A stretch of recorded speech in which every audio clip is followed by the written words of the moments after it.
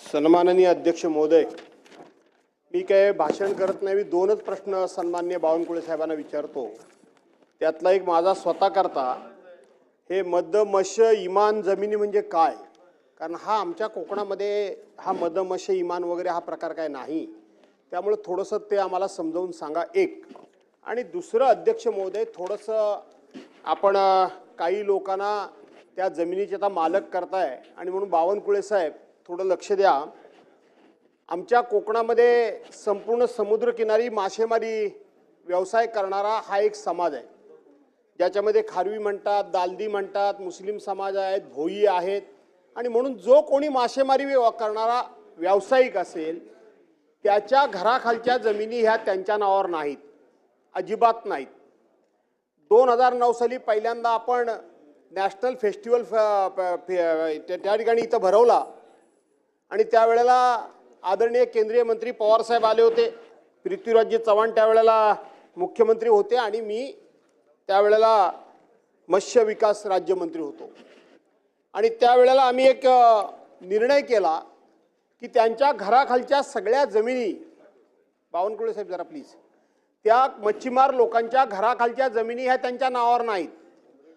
ते टॅक्स त्यांच्याकडून property tax घेतला जायचा, परंतु त्या सगळ्या जमिनी त्या सरकारी मालकीच्या गावठाणातल्या जमिनी होत्या, कोळीवाड्यातल्या. आणि म्हणून त्या त्यांच्या जमिनी नावावर व्हाव्यात याकरता आपण जवळजवळ 10 वर्ष संघर्ष केला.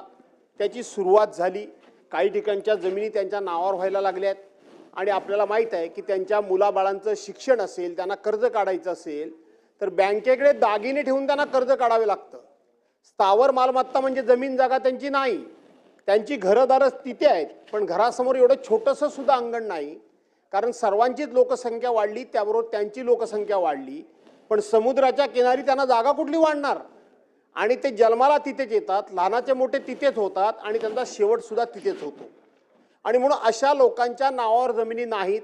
त्याचा स्पेशल ड्राईव्ह सुरू आहे. पण ज्या पद्धतीनं आता तुम्ही हे विधेयक आणलं राजुरा वगैरे ह्या भागाकरता, मी म्हणून बोलायला उभा आहे, अशाच पद्धतीचं एक विधेयक आणून मच्छीमार बांधव खाडी किनारी किंवा समुद्र किनारी दोन्ही ठिकाणी, या मच्छीमार बांधव हा जातपातीचा विषय नाही, खाडी किनारी किंवा समुद्र किनारी जे असतील त्यांच्या स्वतःच्या पिढ्यानपिढ्या रहिवास असलेल्या जमिनी ह्या अशाच पद्धतीनं एका कायद्याच्या फटकाऱ्याप्रमाणे त्यांच्या नावावर आपण आणाव्या याकरता म्हणून या बिलाच्या माध्यमातून मी आपल्याला विनंती करायला उभा आहे. आपल्याला विषय पटलेला दिसतोय.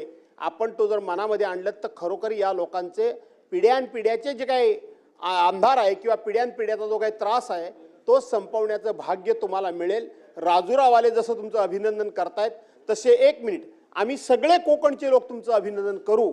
आणि म्हणून हा एका आधी आपल्या विधेयकाच्या माध्यमातून त्यांच्या नावावर त्यांच्या घराखालच्या जमिनी सगळ्या कराल काय? शेखर निकम. शेखर निकम.